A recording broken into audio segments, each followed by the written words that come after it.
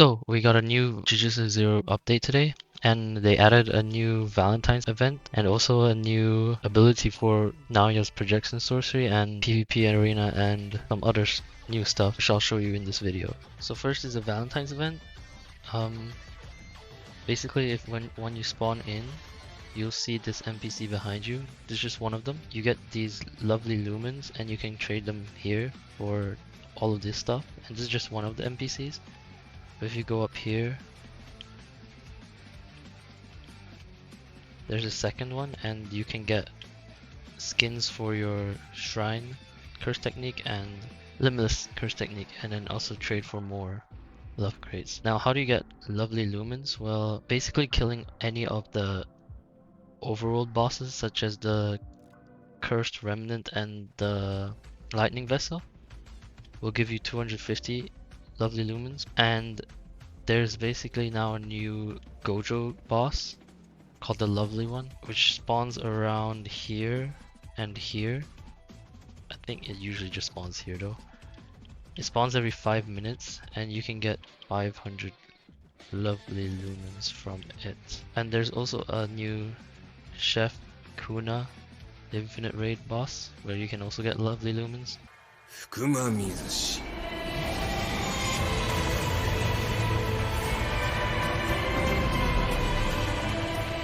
I think you should definitely grind this event out because it gives the best gear currently, which is the Love Axe, but it's really hard to get. It's rarer than the stained crown from the Sukuna boss. I'll show the stats right now of the Love Axe, but yeah, it's basically the best one now. And there are also Love Crate spawns, which here are the locations, and they spawn every 3 minutes. And yeah, that's basically the whole Valentine's event explained. Next is Naoya's new ability, which is basically his ultimate move, I would call it, which is just a which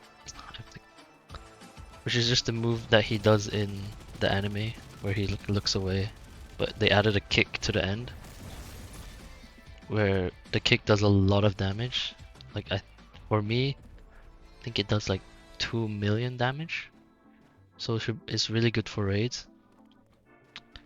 And you can't get it normally, you have to do this long quest line, which is here.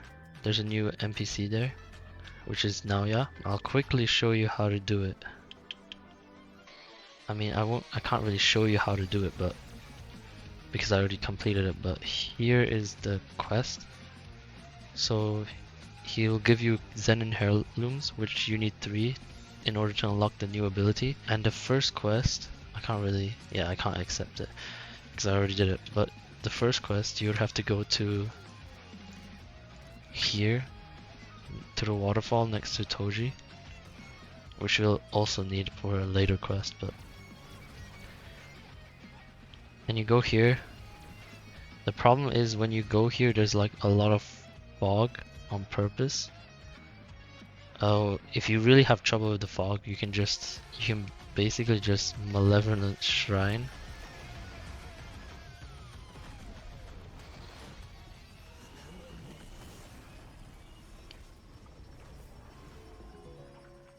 After the Malevolent Shrine, it will remove the fog.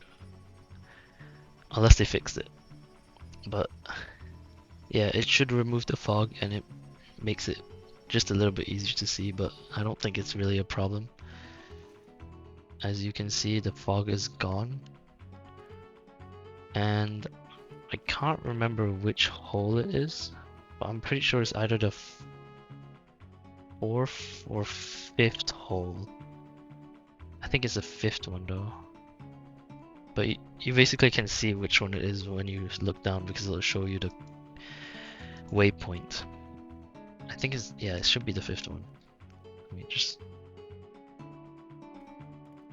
it might, I'm not sure actually, but you should be able to look down and you'll see it. The next quest, you have to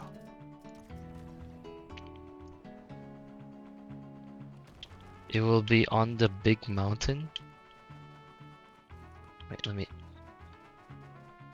it'll be on that big mountain. Oh, there's good. It'll be on that big mountain right there. And what you want to do is basically just hop from mountain to mountain, trying to get higher, as high as possible, so that you can jump to that place. I forgot where I'm supposed to go now, but oh, I think I can go here. You definitely need a lot of jumps, so if you don't have a lot of jumps, you can't really do this yet, but it should be easy to get a lot of jumps. And you want to go up here to make sure that you reach it. And you quickly jump, and there should be like something to claim here, and you have to really spam it, unless they added something to make it easier. And that's the second quest. And the third quest, you need one inversion, which you get from either killing the Toji boss, which is a new boss in the Tomb of Stars, or you can just get it from here, which you need one physical Heavenly restriction and one inverted fragment. There's also some new stuff added to the Tomb of Stars, which has a very useful NPC, which you can trade stuff for the gear / weapon tokens and the rank supplies, which is very hard to get at the moment since you can only get it from infinite raids before the update. Here, and there's this just crack in the wall for some reason. And here's the supply exchange. You can trade him Transcendent rank supply and special grade gear XP, special grade weapon XP, and also inversion too. That is the new NPC here.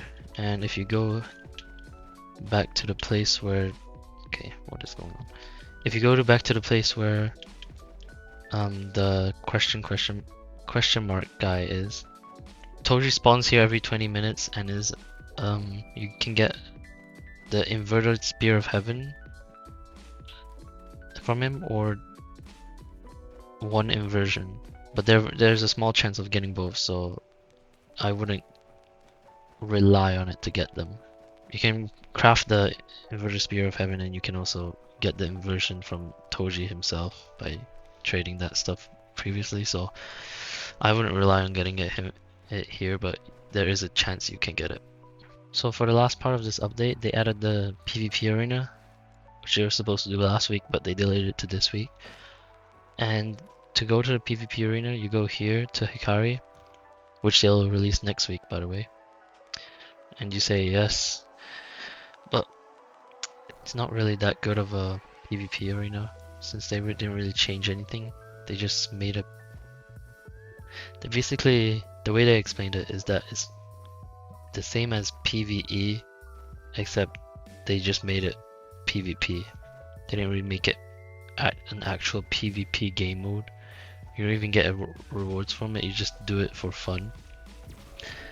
And when I was playing with my friend, we just found out that you can